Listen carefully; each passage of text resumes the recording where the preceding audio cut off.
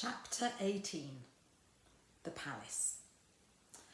"By gumdrops," whispered the big friendly giant. "Is this really it?" "There's the palace," Sophie whispered back. No more than 100 yards away, through the tall trees in the garden, across the mown lawns and the tidy flower beds, the massive shape of the palace itself loomed through the darkness. It was made of whitish stone, and the sheer size of it staggered the BFG. "But this place is having 100 bedrooms at least," he said. "Well, easily, I should think," Sophie whispered. "Then I's boggled," the BFG said. "How is I possibly finding the one where the Queen is sleeping?"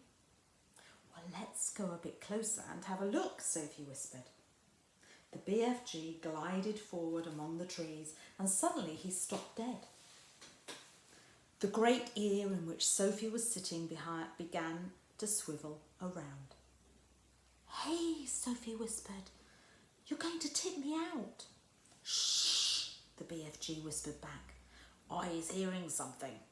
He stopped behind a clump of bushes and he waited. The ear was still swinging this way and that, and Sophie had to hang on tight to the side of it to save herself from tumbling out. The BFG pointed through a gap in the bushes, and there, not more than 50 metres away, she saw a man paddling softly across the lawn. He had a guard dog with him on a leash.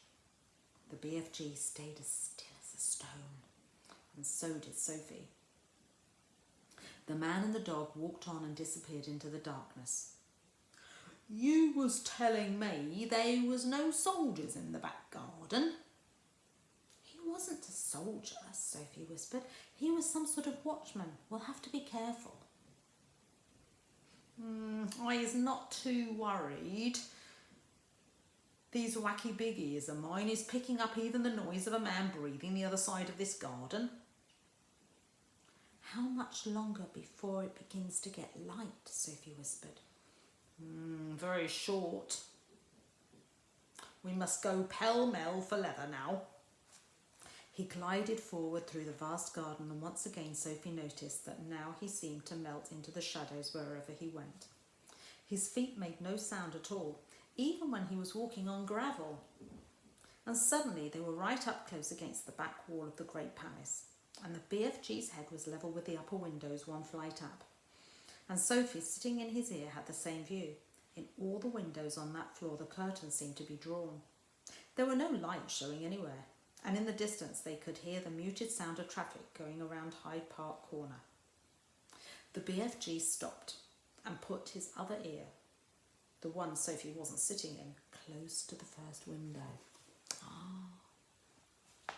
"No," he whispered. "What are you listening for?" Sophie whispered back. "For breathing. I is able to tell if it's a man human being or a lady by the breathing voice. We has a man in here, snortling a little bit too." And he glided on, flattening his tall, thin, black cloaked body against the side of the building, and he came to the next window. "No," and they moved on. "This room's empty." He listened in at several more windows, but at each one he shook his head and moved on. And when he came to the window in the very centre of the palace, he listened but did not move on. "Ho, ho," he whispered. "We has a lady sleeping in here." Sophie felt a little quiver go running down her spine. But who? The BFG put a finger to his lips for silence. He reached up through the open window and parted the curtains ever so slowly, and the orange glow from the night sky over London crept into the room and cast a glimmer of light onto its walls. It was a large room, a lovely room, a rich carpet, gilded chairs and a dressing table, a bed, and on the pillow of the bed lay the head of a sleeping woman. Sophie suddenly found herself looking at a face she had only seen on stamps and coins and in newspapers all her life, and for a few seconds she was speechless. "Is that her?" the BFG whispered. "Yes," Sophie said. The BFG wasted no time.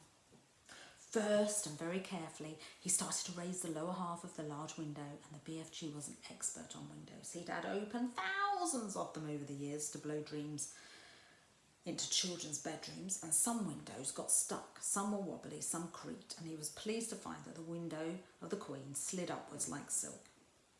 He pushed up the lower half as far as it would go, so as to leave a place on the sill for Sophie to sit. Next, he closed the crack in the curtains, and then, with finger and thumb, he lifted Sophie out of his ear and placed her on the window ledge with her legs dangling just inside of the room, but behind the curtains. Now, don't you go tip-toppling backwards. You must always be holding on tight with both hands to the inside of the window sill. And Sophie did as he said. It was summertime in London and the night was not cold, but don't forget that Sophie was wearing only her thin nightie. She would have been given anything for a dressing gown, not just to keep her warm, but to hide her whiteness of her nightie from the watchful eyes in the garden below. The BFG was taking the glass jar from the pocket of his cloak and unscrewed the lid. Now very cautiously he poured the precious dream into the wide end of the trumpet. He steered the trumpet through the curtains far into the room, aiming it at the place where he knew the bed would be.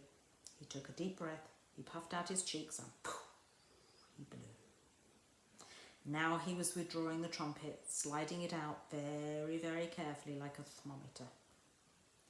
"Is you all right sitting there?" he whispered. "Yes," Sophie murmured. She was actually quite terrified, but determined not to show it. She looked down over her shoulder and the ground seemed like miles away. It was a nasty drop. "How long will the dream take to work?" Some take about an hour. Some is quicker, some is slower still, but it's sure to find her in the end. Sophie said nothing. "I is going to wait in the garden. When you is wanting me, just call out my name and I is coming very quick. Will you hear me? You is forgetting these," smiling and pointing to his great big ears. "Oh, goodbye," whispered Sophie. And suddenly, unexpectedly, the BFG leaned forward and kissed her gently on the cheek. Sophie felt like crying. And when she turned to look at him, he was already gone. He had simply melted away into the dark garden. "Ah,"